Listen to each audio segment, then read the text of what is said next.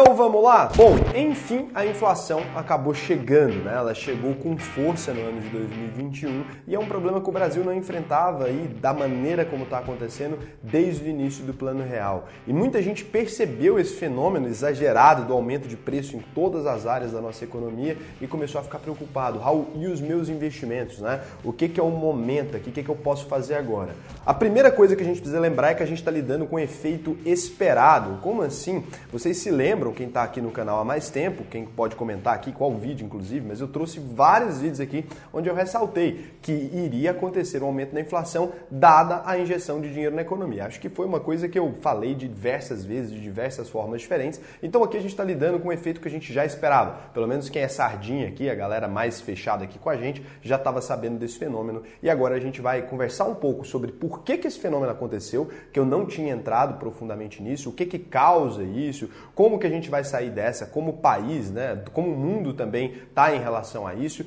e o que você pode fazer ali para proteger os seus investimentos desse tipo de coisa em diferentes cenários. Se você é um cara grandão, ou seja, Raul, tenho muitos milhões, relaxa que eu também vou te ajudar aqui. Se você é um cara que está começando a investir, vou te passar as orientações. Se você é um cara já médio ali, tem um patrimônio considerável, vou te ajudar também, como que a gente pode se preparar para esse desenho aqui. A primeira coisa é, como eu faço uma declaração dessa, né, a inflação chegou, eu preciso explicar o porquê que eu estou dizendo isso, né? Declarações fortes, né, pedem provas fortes também. Então, a inflação bateu no acumulado dos últimos 12 meses 8,99%. É um número bem grande. Em maio também a inflação atingiu o recorde ali, né, dos últimos 25 anos. Então, de fato, a gente está no período inflacionário. O governo já não nega isso mais, ninguém nega isso mais. A maioria dos economistas renomados aí de universidades grandes, da GV e tal, já começaram a falar a mesma coisa, então isso aqui não é novidade para ninguém. E se você, óbvio, vive no Brasil e você ainda frequenta supermercado ou está comprando qualquer coisa,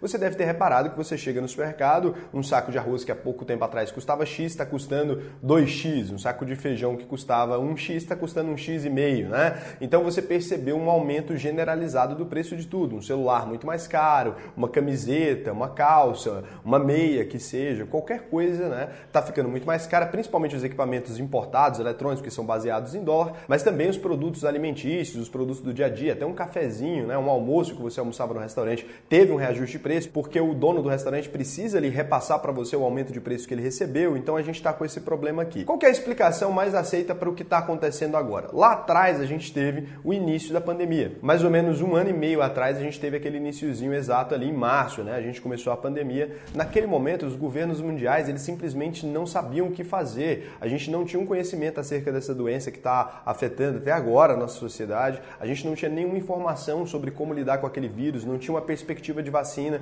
não tinha absolutamente nada e algumas pessoas começaram a ter problemas e serem hospitalizadas ali. Como medida de contenção para esse problema, a sugestão, né, da OMS foi, galera, a gente precisa fazer o lockdown. A gente já conhecia esse modelo de livros e tudo, a gente já sabia que isolando a população a gente conseguiria reduzir o contágio, essa era uma medida paliativa. Não sabemos o que fazer, evitar de ficar doente, é uma medida paliativa. Naquele primeiro momento, então, chuva de lockdown, começou em alguns lugares, a gente achou que o Brasil não passaria por esse lockdown ali, ainda não se sabia como a gente ia organizar, mas acabou que sim, o Brasil teve que lacrar, teve que fechar em diversos estados ali para reduzir aquela curva do contágio. Naquele momento que isso aconteceu, o governo ele tinha algumas soluções ali possíveis. Então, ele tinha que fazer alguma coisa porque a população agora não está podendo trabalhar. Isso é um fenômeno estranho, né? Atípico. A população não está podendo trabalhar, ela precisa ter dinheiro para consumir. A população que vive em grandes centros urbanos era mais afetada até que na fazenda ali, na produção de alimentos,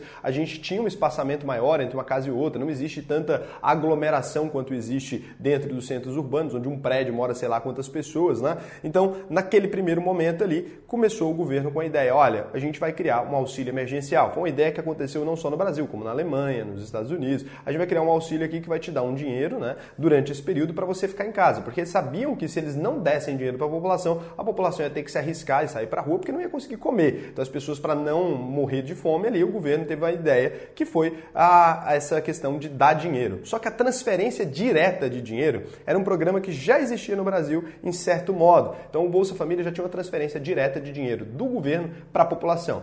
Existem críticas acerca desse modelo de transferir dinheiro para a população, mas a gente percebeu que em baixa intensidade ali, ele até que não afeta muito a economia. A gente percebeu que esse tipo de estímulo ali em baixa intensidade do governo transferindo dinheiro diretamente para o cidadão, apesar de não ser, economicamente, não ser a ideia talvez mais inteligente ali, ele consegue criar diversos mecanismos ali que são interessantes. Essa população pode utilizar esse dinheiro para consumir da maneira que ela precisa, né? Então resolveu um pequeno problema ali que foi o Bolsa Família, um programa que veio aí de 10 anos, não estou aqui entrando no mérito se o cara que fez é legal, se ele não é legal, até porque não é o cara que vocês pensam que criou, tá? Esse programa começou com Fome Zero e aí depois se tornou outro programa, era um programa inclusive de um governador do meu estado, ele começou um programa também que era muito parecido, a transferência de dinheiro e tal, mas não quero entrar nisso aqui. Então, o que a gente precisa lembrar? Existia já um programa de transferência direta, no Brasil a gente teve uma facilidade de implementar esse programa na velocidade que os outros países não tiveram. E o Paulo Guedes, que era o ministro da Economia ali, ele aproveitou para bancarizar a população, transferindo esse dinheiro direto para a pessoa pela uma conta, né? Então as pessoas tiveram que correr ali para poder pegar esse dinheiro e abriram conta no banco, conseguiu aumentar o número de bancarizados também. Foi uma manobra ali que fizeram, que foi interessante. Nesse ponto de vista, beleza, transferiu dinheiro para a população ali. Transferindo dinheiro para a população, essa população começou a consumir. Só que não transferiram, igual o Bolsa Família, uma quantidade pequena de dinheiro, que era o que era antes. Foi transferida uma grande quantidade de dinheiro para a população. Mais ou menos 10 anos do programa Bolsa Família em um único ano. Aqui é um estímulo que é tem um efeito diferente. Existe um estímulozinho ali, que era uma pequena quantidade de dinheiro, o mercado absorvia essa quantidade de dinheiro ali com certa facilidade e era rápido, né? A pessoa consome ali, era uma coisinha ou outra que ela conseguia comprar, uma cesta básica, basicamente, ali ficava nesse preço e essa injeção acontecia. Quando injeta R$600 na economia, já não é mais, né? Quando injeta um salário de R$600 para uma pessoa, já não é mais um valor tão simbólico, é um valor grande. As pessoas correram para o supermercado, começaram a comprar. Primeiro a gente teve uma escassez de alguns produtos, as pessoas começaram a comprar muito rápido.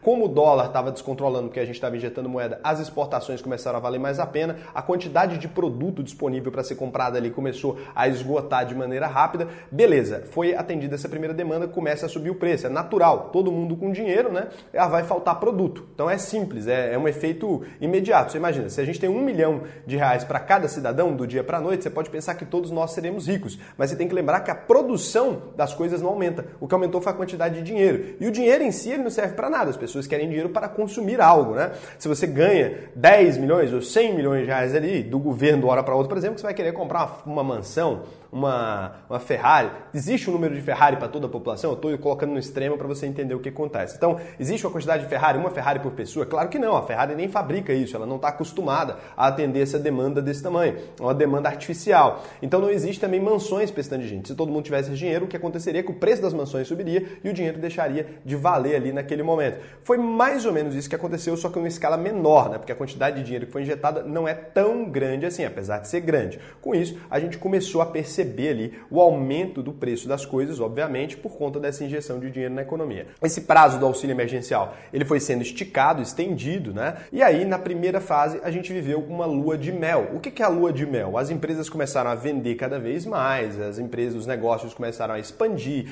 eles começaram a contratar pessoas. Você imagina, você está com mais clientes, né? Aqueles negócios ali que dependiam do consumo das pessoas, putz, do nada começa a surgir dinheiro. A menina que é caixa do supermercado, ela agora está atendendo mais pessoas ali, talvez o patrão dá um aumento porque o dinheiro está entrando, aquela prosperidade ela vai acontecendo para todo mundo. Aí essa mulher decide fazer a unha mais vezes, a mulher que faz a unha começa a ganhar mais dinheiro, volta, consome, vai criando essa escala de consumo. Então, no primeiro momento a gente vive essa fase de lua de mel, que foi o que aconteceu no Brasil nos primeiros meses ali, não sei se vocês lembram, as empresas tudo de varejo, batendo recorde, atrás de recorde, aquele consumo gigantesco. Eu me lembro muito bem de apresentar para vocês aqui diversos resultados desses, né? Tanto de Via Varejo, quanto eu me lembro de apresentar resultados de supermercados aqui, como Pão de Açúcar, né?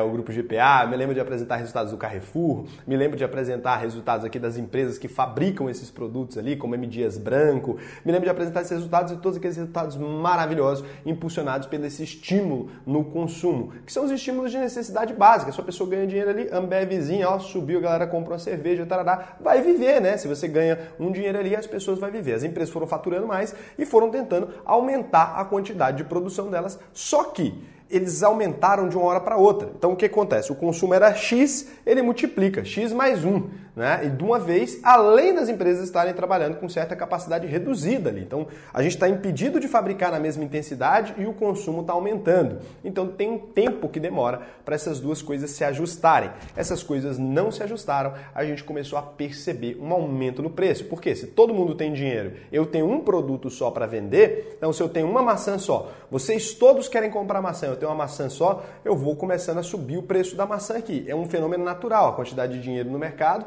eu estou comprando do produtor, o produtor está me cobrando mais caro na maçã lá, porque ele não tem maçã e está todo mundo querendo comprar dele, a gente vai vendo um efeito onde o preço vai subindo, né? Muitas vezes, para tentar resolver esse problema no Brasil, já fizeram congelamento de preço, ainda pior porque o produto acaba. Então, assim, vai criando um monte de problema. O mercado, ele vai tentando oferta e demanda, é o que define o preço. A regra padrão de preço é oferta versus demanda, ou seja, quanto maior a oferta de um produto, por exemplo, areia não vale quase nada, porque você encontra grão na rua. Diamante vale muito, você tem uma dificuldade de encontrar. Então, tem uma oferta pequena e tem uma demanda. Muita gente quer aquilo, né? Não adianta também ter uma oferta muito pequena de algo. Por exemplo, você faz uma obra de arte, fala, só tem essa no mundo, mas ninguém quer comprar, então o preço não vai subir. Agora, quando a demanda sobe e a oferta permanece estática ali, o preço tende a subir. Então, cada vez mais pessoas querem comprar e só tem aquele ali para vender, por exemplo, uma obra de arte, por exemplo, do Da Vinci. Quantas pessoas gostariam de ter uma obra de arte do Da Vinci na sala, né? Um monte de gente. Só que só tem aquelas obras ali. Então, a tendência é que o preço daquilo suba até chegar num ponto onde alguém fala, 20 milhões é o máximo que eu pago. Então, pronto. E aí, fica ali de novo. E de novo, alguém pode querer comprar por mais dinheiro, né? A regra básica de oferta e demanda é onde os preços se encontram. Quando a oferta e a demanda se encaixam ali, a gente tem a formação do preço. Então, isso aí, beleza. Então, começou a acontecer. Como não estava tendo as fábricas produzindo menos, a demanda, ou seja, muita gente com dinheiro aumentando, a oferta estática e começando a diminuir, porque o consumo daquelas coisas estava acontecendo e não estava sendo reposto na mesma intensidade que o mercado estava absorvendo, a gente começa a ver esse aumento de preço. E é por isso que a gente percebeu carros usados se valorizando pela primeira vez aí, né, nos últimos tempos, porque é muito incomum. Só que o que acontece? A fábrica não fabricou a quantidade de carros que precisaria para atender essa demanda ali da população que agora tem dinheiro para comprar. Porque você pensa, nossa, mas é o cara que recebeu o auxílio emergencial que está querendo comprar carro, não é suficiente para isso. Não, o cara que recebeu o auxílio emergencial, ele gasta.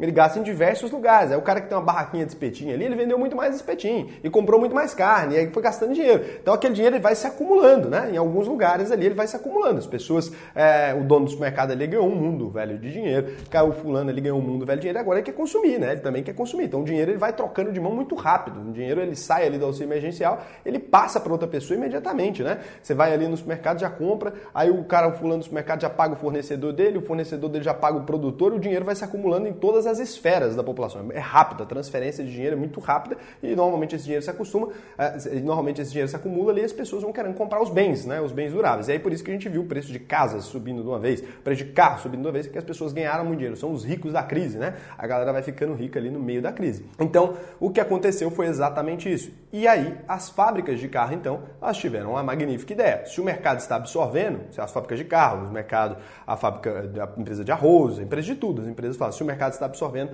a gente precisa aumentar a produção. E eles foram aumentando a produção no nível absurdo. Vamos embora, vamos construir carro. O tempo estava difícil, não estava conseguindo entregar, só que agora começou uma escassez de insumos. E aí é um problema que o Brasil não via há algum tempo. Então são semicondutores, aço, madeira, algodão. Então a gente está tendo um problema agora com os insumos. O Brasil está passando por uma crise com um problema de insumos. E as empresas estão mandando carro incompleto para acelerar o processo, aumentando os preços dos carros. Só que não tem insumos para fabricar as coisas. Os produtos não vão surgir na prateleira de uma hora para outra porque o dinheiro está aumentando. E aí o governo agora, para tentar controlar esse efeito aqui, ele vai começar a subir a taxa de juros. O que ele quer com isso? Né? Quando o governo vai lá e sobe a taxa Selic, que é a taxa básica de juros, o que o governo quer é forçar a inflação aí para baixo. Por quê? Porque não é legal a inflação descontrolada dessa, né? Senão daqui a pouco o preço dos produtos está multiplicando por 10 vezes e a gente não consegue mais comprar nada. Então o governo precisa tentar controlar isso aqui agora. O que ele vai fazer? Ele vai aumentar a taxa Selic, que é a taxa básica de juros, que é o que eu venho conversando com vocês. Então ele vai aumentar a taxa de juros para diminuir a oferta de dinheiro na economia. Se a taxa de juros fica mais alta, você não tem crédito no mercado disponível barato. Então você vai pegar um empréstimo, o empréstimo vai estar com juro alto, você deixa de pegar o empréstimo, esse dinheiro deixa de entrar na economia, o dinheiro deixa de entrar na economia, você deixa de contratar pessoas, tarará, você vai diminuindo ali e a gente consegue dar uma equilibrada na inflação, a gente consegue tentar jogar ela para baixo. Essa é a tentativa do governo agora. Então a gente nunca tinha enfrentado nada do tipo desde o Plano Real, desde lá 1994, né, quando o Plano Real foi criado aqui, a gente começou lá com a unidade real de valor, aquela coisa, a gente ainda não tinha enfrentado um desafio desse tamanho. A gente enfrenta um cenário de alta liquidez, então tem dinheiro pra caramba, mas não tem o que comprar aqui, né? O governo injetou dinheiro para a economia não quebrar e agora a gente tem um problema aqui para lidar com os danos econômicos. Para terminar de completar o problema, aqui agora você vai entender o tanto que a coisa pode se acentuar de uma hora para outra, né? Para terminar de completar o problema, a gente está com a crise energética no Brasil e uma crise com relação aos preços do petróleo. Então é o seguinte, o preço do petróleo no mundo está aumentando e com isso o preço do combustível está aumentando. O Brasil é um país completamente dependente de rodovias, então tudo que chega na sua casa normalmente chegou de caminhão. Tudo que impacta no preço do diesel, que vem do preço do petróleo, olha como a economia é um negócio que está tudo amarrado, né?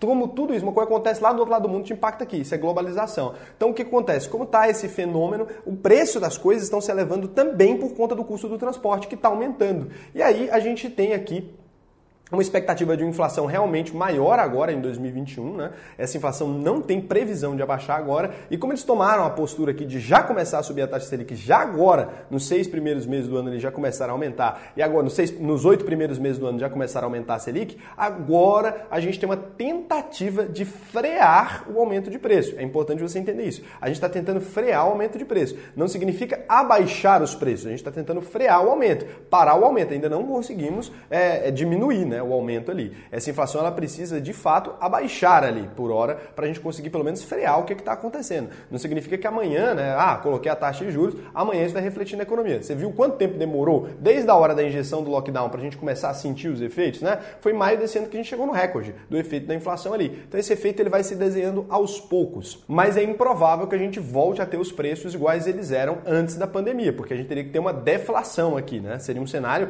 completamente inovador. Então a expectativa agora é tentar frear a inflação para parar de aumentar. Eu não acredito que os preços voltem ali ao patamar pré-Covid, né? Acho bem difícil, para não dizer impossível. Alguns setores ali, por exemplo, setor de alimento, alguma coisa pode ter um recuo porque é temporal realmente. Agora, os bens duráveis ali, é difícil a gente ver essa tendência deles abaixarem, né? Então, esses bens duráveis, provavelmente, eles vão se consolidar nessa nova faixa de preço. A gente vai ter que lidar com esses preços novos. Não adianta você ter expectativa de comprar uma casa pelo preço que era em 2020, né? Ou 2019, porque, de fato, vai ficar um pouco mais complicado. O que pode acontecer agora no médio prazo? Falando aqui não do que vai acontecer, né, ano que vem, que a gente consegue estabilizar isso aqui. Acredito, tá? Muita gente não acredita nem que a gente consegue estabilizar a inflação. Eu acredito que se a gente subir bastante da Selic ali, a gente vai ter um cenário de alta de juros no Brasil de novo. Não é um estímulo legal para a economia, trava as empresas, mas eu acho que pelo menos a gente consegue evitar que a inflação suba. Isso aí eu acho que o Brasil vai conseguir. E nos alimentos ali, é normal, vai dar uma freada nessa coisa da exportação, já a coisa se organiza de novo, a gente começa a conseguir levar esse patamar desses preços um pouco para baixo nesses setores mais básicos. Nos bens duráveis, como eu falei para vocês, não acredito que isso vai acontecer, até porque muita peça importada, então era muito difícil acontecer de voltar ao patamar anterior, né?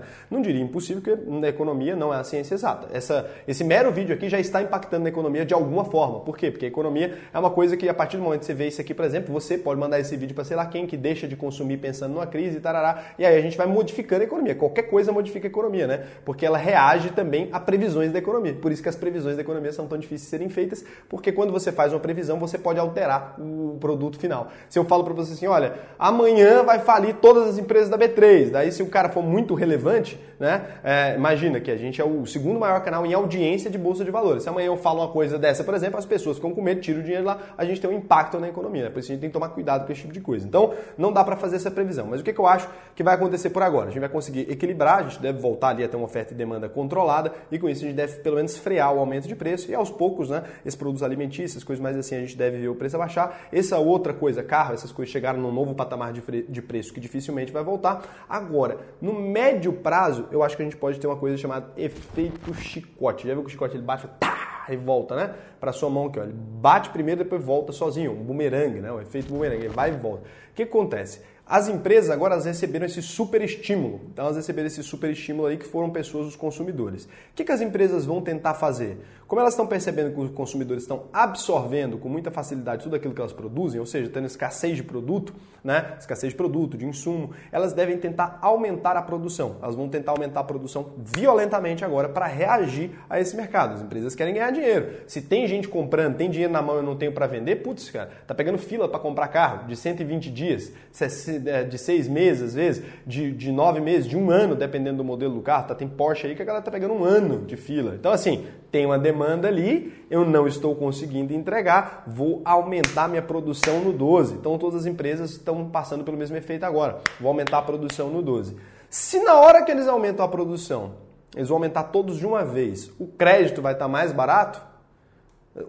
Se na hora que eles aumentam a produção de uma vez, o crédito vai estar mais caro lá no futuro, o que vai acontecer? A gente vai ter um excesso de oferta. É o contrário do que a gente teve agora. Agora a gente teve um excesso de demanda, pessoas querendo comprar. A gente pode ter um excesso de oferta e aí sim os preços podem ser jogados para baixo. Por quê? Porque todo mundo produziu demais, para não encalhar as coisas, as empresas vão abaixando o preço até chegar no poder de compra do consumidor. Então não dá para ver isso acontecer ainda. É um cenário muito cedo para a gente ver esse efeito, né? Não acredito que ele vai acontecer agora, mas é algo que no futuro a gente pode começar a perceber, tá? Que é o efeito chicote. E aí agora a gente volta aqui para o título de vídeo. Eu sei que muitas vezes você vem aqui e fala assim, eu só queria que você me desse um golpe de frase feita, né? Cara, não é o estilo do canal, eu gosto de deixar as coisas muito claras, eu não gosto de criar uma geração de pessoas idiotas que simplesmente reproduzem aquilo que eu falo, né? Eu gosto de explicar para vocês. Então, putz, eu coloco a minutagem aqui embaixo, cara. Se você não é o cara, eu não quero ver a explicação, não tô nem aí com isso, eu quero simplesmente saber ali o que eu faria nos meus investimentos nesse momento, né? Cara, você pode pular, eu deixo a minutagem aqui, eu facilito sua vida. Você vê o vídeo inteiro só se você quiser, eu facilito sua vida aqui. É um compromisso que a gente tem no canal, não quero te forçar a ver vídeo gigantesco, né?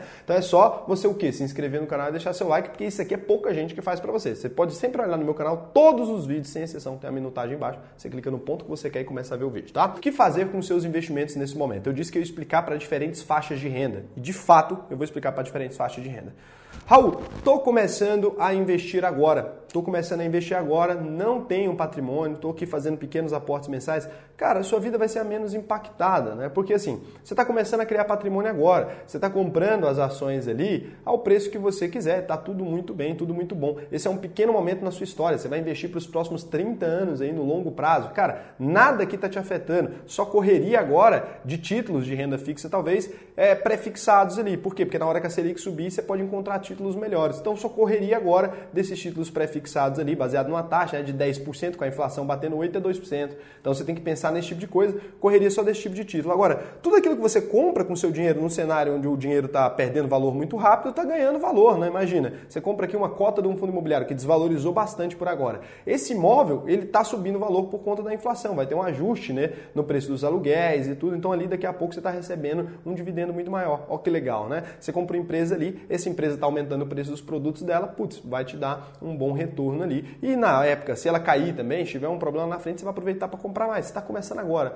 não tem dor. Raul, já tenho certo patrimônio. Sou aqui um cara que tem um patrimônio, estou começando agora, mas já tenho um patrimônio grande, né? Eu entro com tudo no mercado de uma vez agora, no meio do pipoco aqui, eu vou entrar agora, tenho medo. Cara, não é o ideal. Então, assim, você tem que lembrar, a taxa Selic está no nível legal, ela está subindo ali. Se você deixa seu dinheiro no Tesouro Selic mesmo, você pode movimentar ele a hora que você quiser e vai estudando, vai sentindo a economia, vai injetando esse dinheiro aos poucos no mercado, vai fazendo um aporte mensal, divide seu investimento ali em 20 vezes e vai fazendo aos poucos, ou divide em 10 se você for mais apressado, vai fazendo esse investimento aos poucos, vai conseguir pegar um preço médio dessa crise aí, vai conseguir passar por isso. Se tiver um problema que cair, você não vai ficar tão ansioso, vai aprendendo, vai tomando o seu tempo, tá? Não vem, mete o seu dinheiro todo, vendi minha casa, vou enfiar tudo na bolsa ou alguma coisa, porque pode ser que lá na frente caia um pouco, tem uma correção ali, você vai ficar meio preocupado. E tem você que já tá até o talo ali, já tá até o talo afundado aqui, o que fazer agora, né? Cara, a primeira coisa é lembrar que o Brasil já passou por diversos momentos desses historicamente.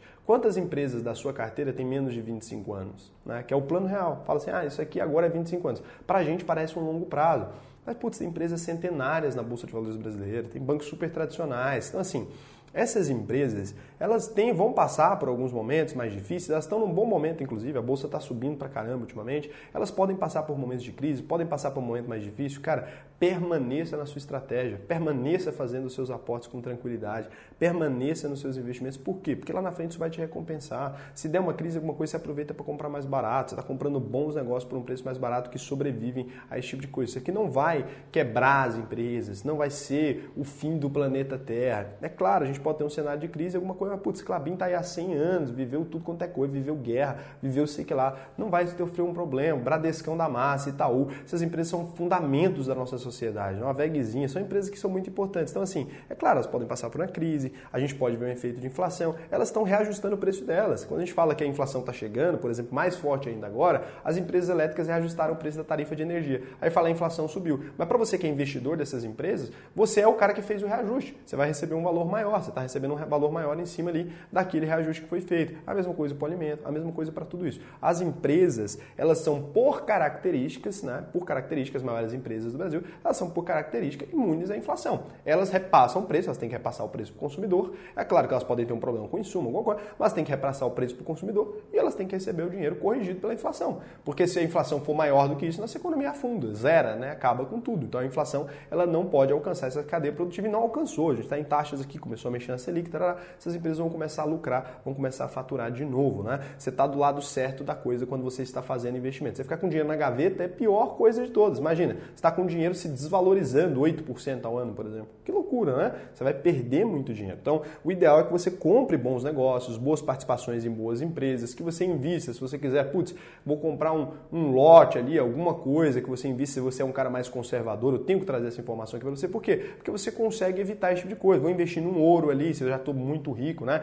Vou investir num ouro ali para segurar o poder de compra do meu dinheiro. Então, você tem que começar a pensar nessas coisas. Mas, apesar de ser um momento que o Brasil vai enfrentar, um momento inédito, tarará, não é o fim do mundo, não vai ter, meu Deus, apocalipse. O consumo é natural. Enviaram um estímulo excessivo para a economia, isso agora vai resultar em preços mais altos, prejudica muito a população mais pobre, mas, no geral, as empresas em si, elas não são tão prejudicadas quanto poderiam ser pela inflação. Elas acabam conseguindo passar por esse momento com mais tranquilidade, justamente porque são elas que repassam esse preço, tá? Então, um trimestre ou outro pode dar uma prejudicada, mas no geral não. Esse foi o vídeo de hoje. Lembrando, Raul, quero aprender a investir de verdade, quero saber isso aqui, tudo que você falou, mas eu quero saber na minha cabecinha aqui, ó. Quero eu mesmo entender, quero eu conseguir organizar minha carteira sem precisar de videozinho no YouTube. Porra, entra no meu treinamento, são 8 semanas, né? A UVP que chama, a única verdade possível. Cara, por que a UVP chama a única verdade possível? É um treinamento que de 8 semanas você aprende do zero. Você nunca ouviu falar em investimento na vida, até o mais complexo ali, que é o investimento internacional. Você aprender a analisar esse tipo de cenário, essas coisas, para você conseguir fazer o seu dinheiro trabalhar para você, fazer uma construção patrimonial. E eu tô falando isso com muita verdade. Eu não venho aqui e falo para você, vou te ensinar a ficar rico do dia para a noite. Não é isso. É ficar rico no longo prazo, muito aporte, muita guerra que você vai enfrentar ali para conseguir fazer isso e realmente você conseguir chegar lá. Então, é por isso que a UVP é um treinamento tão honesto que é o único que você nunca vai ouvir falar disso. Se tiver alguém no mercado financeiro que oferece aqui, pode comentar um nome para mim. Eu duvido, nunca vi falar, tá? Nem dos maiores aos menores. Se você terminou o treinamento e não ficou satisfeito, cara, falei assim, Raul me falou que ia ensinar e não foi legal, não aprendi. Se você não ficou satisfeito ali, emitiu o seu certificado, terminou, falou, Raul, não aprendi, eu confio na sua palavra. Devolvemos 100% do seu dinheiro. É por isso que a gente faz uma triagem. Eu também escolho os meus alunos, né? A gente tem mais de 200 mil pessoas aqui, eu tenho 250 alunos por turma. A gente faz uma seleção dos alunos justamente para pegar gente mal intencionada, que às vezes quer entrar ali simplesmente para dar o jeitinho, né? Vocês sabem como que é, e quer fazer graça comigo, não deixo. Então, na hora de entrar é mais difícil, faz uma seleção. Se você for aprovado, você pode entrar no treinamento. Cara, vale muito a pena. Entra aqui, juro para você. Beijão, até o próximo vídeo.